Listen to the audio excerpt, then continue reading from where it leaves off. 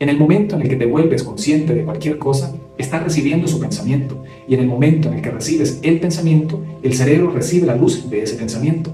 Hay entidades que ocasionalmente perciben destellos luminosos, normalmente en la periferia de sus ojos. Lo que ellos perciben, en la mayoría de los casos, es como su espíritu acepta el pensamiento. El momento en el que ven esta brillante manifestación de luz ante ellos es el instante en el que el pensamiento ha penetrado su campo áurico y se ha expuesto a sí mismo dentro del cerebro.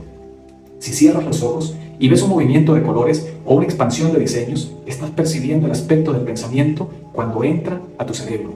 Yo sé que esta información es un poco difícil de entender, por eso les decía que incluso es muy importante volver a ver este video, o incluso en el mejor de los casos que puedan comprar el libro, que lo puedan leer, que lo puedan estudiar, que lo puedan profundizar, que lo puedan interiorizar, porque quizá con esta lectura que estoy haciendo no lo van a asimilar completamente.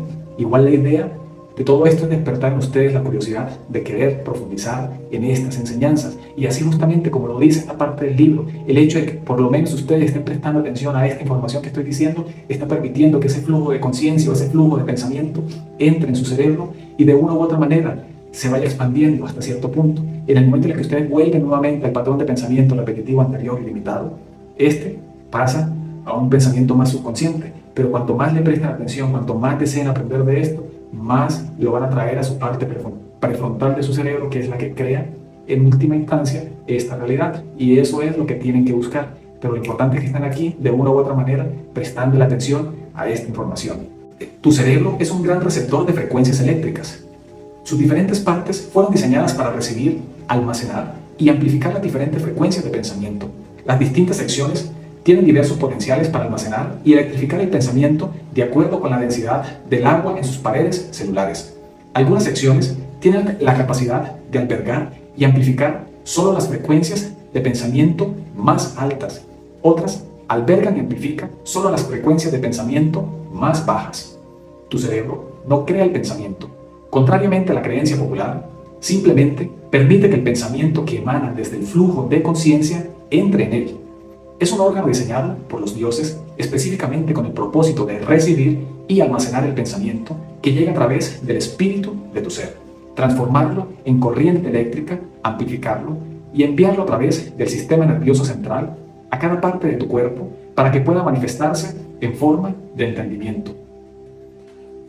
En tu tecnología existe lo que se llama receptores de radio. Aquí Randa nos va a compartir el ejemplo de lo que más o menos le comentaba sobre la radio. Presten mucha atención porque es muy fácil de entender. En tu tecnología existe lo que se llama receptores de radio, con dispositivos indicadores que determinan el volumen del sonido y el megahercio o nivel de frecuencia que se recibe. Bueno, el cerebro también es un receptor con indicadores y puede recibir una frecuencia dada solo si la parte de tu cerebro designada para albergar dicha frecuencia ha sido activada. La capacidad que posee tu cerebro para recibir diferentes frecuencias de pensamientos está controlada por un poderoso dispositivo llamada la glándula pituitaria, que se aloja entre los hemisferios derecho e izquierdo de tu cerebro. La pituitaria, que también se llama el séptimo sello, gobierna tu cerebro. Es el responsable de activar las distintas partes de tu cerebro para recibir y almacenar las distintas frecuencias de pensamiento. Es la puerta que abre tu capacidad para contemplar y razonar con el pensamiento, realizarlo a través de tu cuerpo y manifestarlo como una experiencia para un mayor entendimiento. La pituitaria es una glándula diminuta pero maravillosa, que muchos llaman el tercer ojo, aunque nadie tiene un tercer ojo en verdad, pues no hay sitio para él en tu cabeza. La pituitaria ni siquiera parece un ojo, parece más bien una pequeña pera, con una boca en su punto más estrecho, y se parece también a un pétalo. Tu cerebro está gobernado y controlado por las funciones de esta poderosa y pequeña glándula a través de un complejo sistema de flujos hormonales. La pituitaria, que es una glándula endocrina o de secreción interna, segrega una hormona que fluye por el cerebro hasta la boca de la pineal, que es otra glándula endocrina situada cerca de la pituitaria. Esto es algo que tienen que entender. Una cosa es la pineal y otra es la glándula pituitaria. A través de la pituitaria tenemos acceso con toda la información cósmica en nuestro cuerpo, y después de la pituitaria pasamos por la pineal, y la pineal es la que la distribuye por todo el cuerpo. Es un ciclo, es un sistema. Nosotros somos un sistema. Lo que pasa es que todos estos procesos ocurren, como les decía, tan rápido que nosotros no somos conscientes a nivel racional de todo esto que está ocurriendo. Incluso en este preciso instante está aconteciendo a través de nosotros, pero nosotros no nos damos cuenta. ¿Por qué? Porque va a una frecuencia muy elevada, y de lo que yo soy consciente es del espectro de luz de baja frecuencia. La pituitaria ¿Qué es una glándula endocrina o de secreción interna? Segrega una hormona que fluye por el cerebro hasta la boca de la pineal. ¿Qué es otra glándula endocrina? Situada cerca de la pituitaria, en la base del cerebro inferior y encima de la columna vertebral. La pineal, o el sexto sello, es responsable de amplificar las frecuencias de pensamiento para que puedan ser enviadas a través de todo tu cuerpo. El flujo de hormonas que va de la pituitaria a la pineal es lo que activa las partes de tu cerebro para recibir y albergar las distintas frecuencias de pensamiento. Esto fue lo que yo pude entender y pude activar hasta cierto punto para poder conectar con ese espectro de luz de más alta frecuencia, para tener acceso a esa nube, a ese río de información cósmica que contiene todos los pensamientos, que contiene toda la información, que contiene todos los secretos de la existencia misma. Y cuando tú estás conectado, ¿sí?, o permites que ese flujo de conciencia entre a través de tu cerebro, simplemente lo sabes todo, lo entiendes todo, no es necesario leer nada, aprender nada, querer saber nada. Por eso, mucha gente me dice que, Juan, ¿cómo haces para saber tanto? ¿De dónde sacas la información? Pues justamente por eso, de ahí he sacado. Justamente estoy aquí leyendo este libro porque lo quiero compartir con ustedes, pero ya ha llegado a un punto en el que ni siquiera tengo que leer ni consumir tanta información, porque ya la recibo desde adentro, no desde fuera.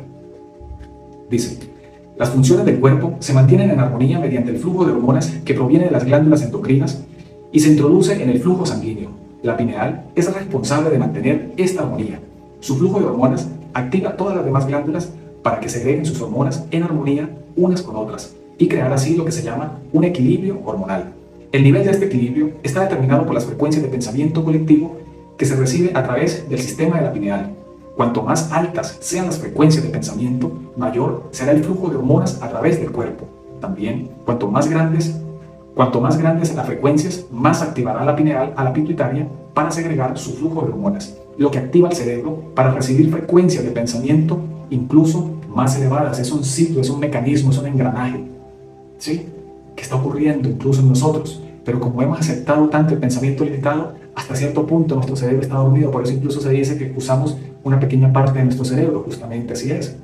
La mayor parte de nuestro cerebro permanece ahí inconsciente para nosotros. Se sigue procesando porque el cerebro está traduciendo toda la información, pero nosotros no la hacemos consciente, porque nos hemos atrapado en los pensamientos de supervivencia, de lucha, de comparación, de miedos, de victimismo y de envidia, los pensamientos más limitados de la conciencia social, y creemos que esa es la realidad. Y desconocemos un gran número de pensamientos. Por eso, incluso Albert Einstein, que hasta cierto punto entendía todos estos principios, declaró que el universo de cada quien se resume a la capacidad de su conocimiento.